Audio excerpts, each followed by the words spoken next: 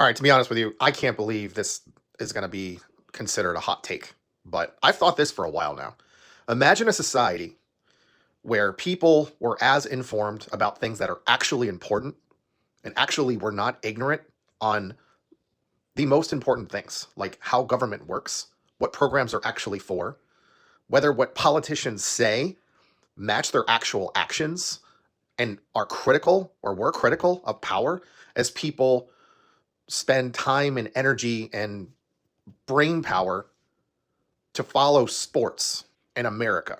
Imagine, like, I hear people, particularly men, very often, but not only men, like women are getting into this too, but they'll sit there and like quote statistics about players from like years ago and give like detailed analysis about a player or a team or whatever.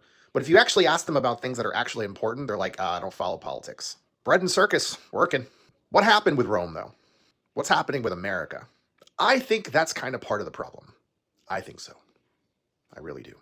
Wake up. Stop worrying about things that don't matter. Like what kind of genitalia someone else has. Pretending that we care about, or we're worried about women in bathrooms, about women in sports. This from the people that do not care about women's sports.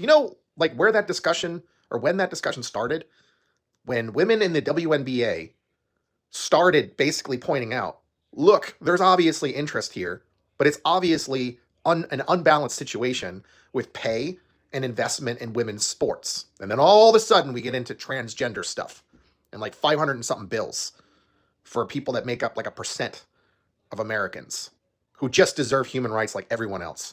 But people care about sports, really.